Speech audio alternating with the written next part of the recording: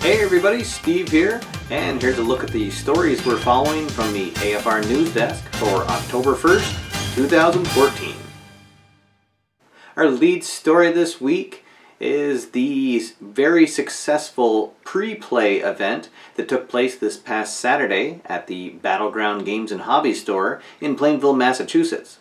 As you know, we've been following this here at the AFR desk, and I was very happy to attend. There was a really good turnout. I believe we had over 10 players show up for the game, and it was a very exciting time. We had a couple of new players that got to experience History Maker Baseball for the first time, and the World Series came down to Detroit and Washington, and Detroit was able to come away with the win in 6 games after being down by 2. So it was a really great time. Thank you to Keith Avallone and to the people at Battleground Games and Hobbies for allowing us to use the location. Definitely looking forward to an event next year. Not sure where that event will take place. And here at AFR, we're definitely looking forward to the next event that takes place on the East Coast. And now let's take a look at new releases. The 2013-2014 season set is out for Inside the Crease Hockey from Inside Sports. True to Life Baseball has released an Old Timers edition of their new baseball game. This edition is available for just $14.99. A couple of weeks ago, we discussed the new release of Dice Cricket by designer Jason Staben, and now there is a new skills rating utility that's available for that game. This program helps you when you're creating your own teams.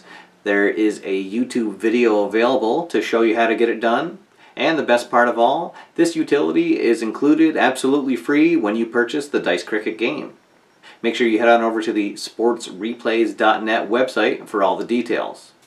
Baseball Dice Games has put out 4 free teams as well as the rule set for their Playball baseball game so that you can replay last night's exciting A's-Royals game or play along with tonight's Giants-Pirates game. Those teams were posted on the Delphi forums. Make sure that you check the show notes below for links to those downloads.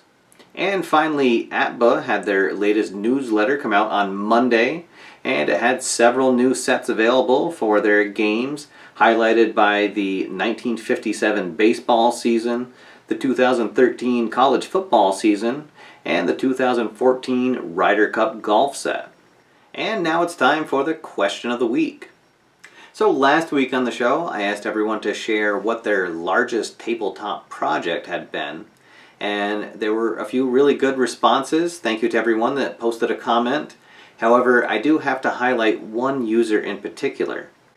Larry Marathu said that he had a 1983 season playthrough going with Stratomatic Baseball, and that he made it all the way up to game 110 with all the teams. So that was over 1,400 games that he had played out. However, he did not finish that project. So, Larry, that was really an amazing feat of endurance to both stick with a single game that long and also a single project. I really hope that someday you do get to finish that, and maybe you can post your results here. Love to see who ended up winning the series in your 83 playthrough. So for the question of the week for this show, no contest this week, but I did want to pose a question to the viewers. I was curious if any of you also play other board games other than sports board games. Now, as most of the viewers know, I actually just got into the sports tabletop hobby about 8 years ago when I sort of randomly discovered replay games. However, I've been playing board games for my entire life, and from time to time on the show I might highlight a couple of those games, and I was actually contemplating putting an entirely new segment out of videos called Upon Further Review, where I would just focus on those other board games.